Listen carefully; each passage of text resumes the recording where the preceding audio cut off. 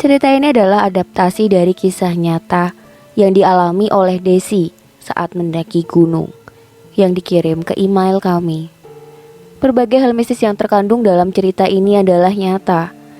Namun, nama-nama yang terdapat dalam cerita sengaja disamarkan untuk melindungi privasi dari tokoh sebenarnya. Sebut saja namaku Desi. Aku juga pernah mengalami pengalaman horor saat mendaki gunung. Padahal ketinggian gunung itu hanya 500 mdpl. Tetanggaku sebut saja namanya Nita.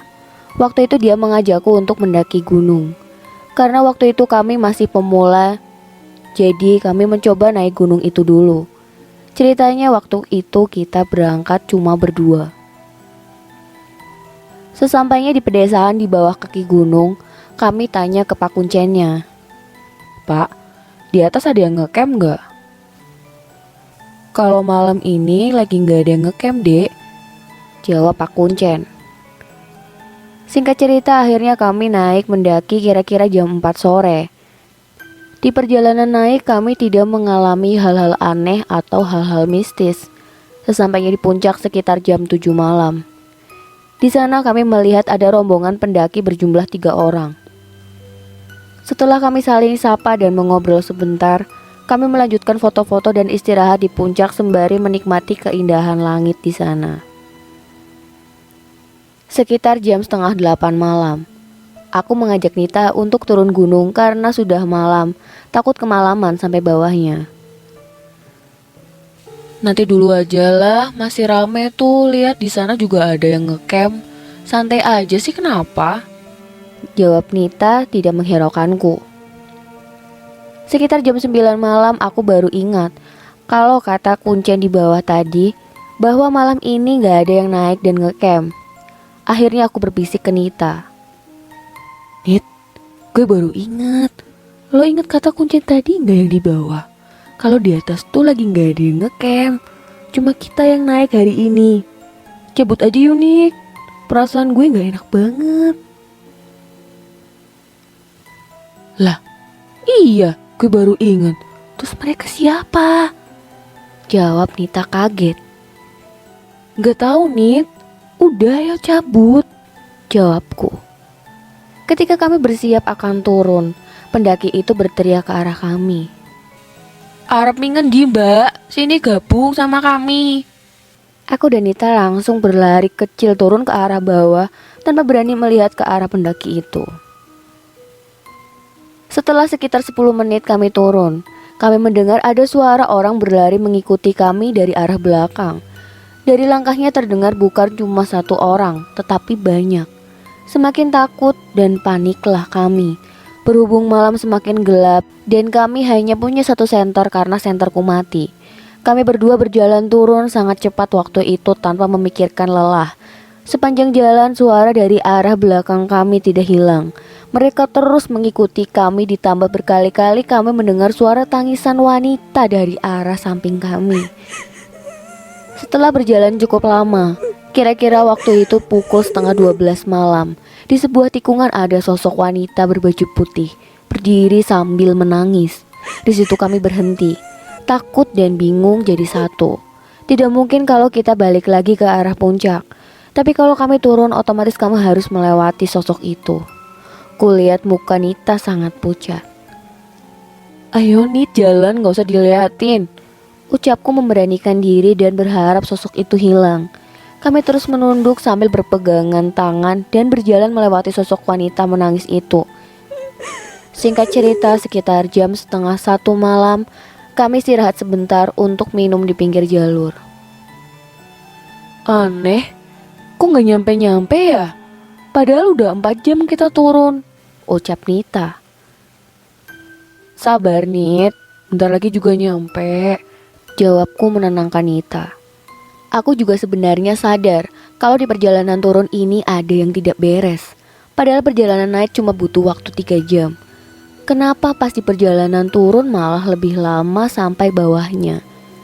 Tiba-tiba dari atas terdengar lagi suara langkah kaki yang tadi mengikuti kami. Kami langsung bergegas jalan lagi karena yang ada di pikiran kami pasti itu bukan manusia.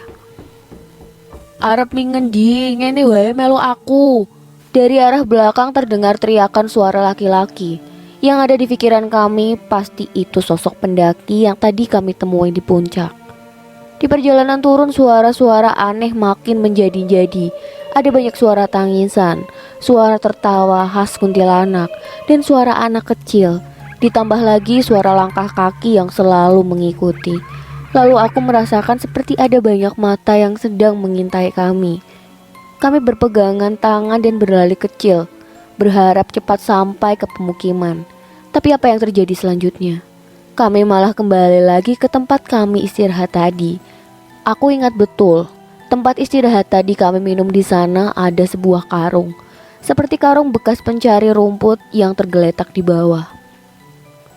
Lah, ini kan tempat tadi yang kita istirahat, ucap Nita kebingungan.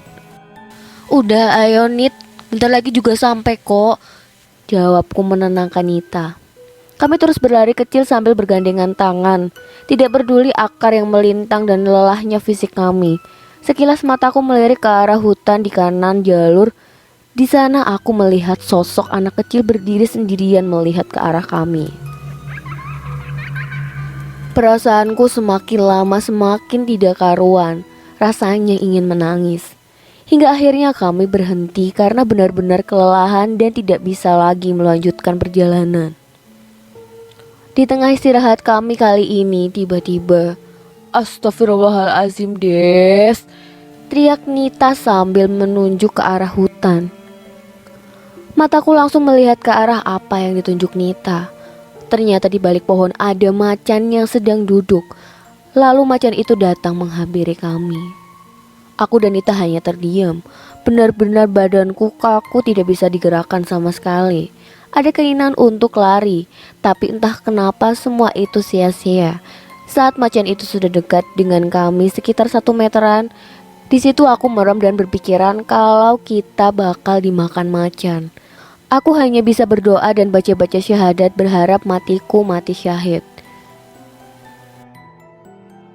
Dek, kok kamu belum turun sih? Kalian dari mana aja? Aku langsung membuka mata mencari sosok siapa yang memanggil kami barusan.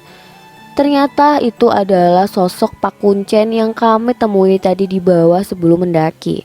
Dia berjalan dari arah bawah sambil melambaikan tangan ke arah kami. Dan sosok macan yang tadi alhamdulillah tiba-tiba hilang. Ya Allah Pak, tadi kita mau dimakan macan Pak, ucap Nita sambil menangis. Makanya Dek, kalau mau naik gunung baca doa dulu. Ayo turun Dek, udah tengah malam ini, ucap Pak Kuncen. Kami langsung bergegas turun mengikuti bapak itu. Semenjak ada kehadiran bapak itu, penampakan-penampakan di atas pohon dan suara-suara aneh itu hilang. Tidak sampai setengah jam, akhirnya kami sampai di pemukiman warga. Sesampainya di sana, bapak itu pamit untuk pergi sebentar. Kami langsung istirahat di pos kamling dekat situ. Sekitar 15 menit kami istirahat. Kami pun berniat mencari bapak itu ke rumahnya buat ngucapin terima kasih karena telah menjemput kami tadi di atas, karena malam ini kami akan langsung pulang ke rumah masing-masing. Sesampainya di rumah bapak itu, betapa terkejutnya aku dan Nita. Neng, turunnya malam amat, udah gitu cuma berdua lagi, ucap Pak Kuncen.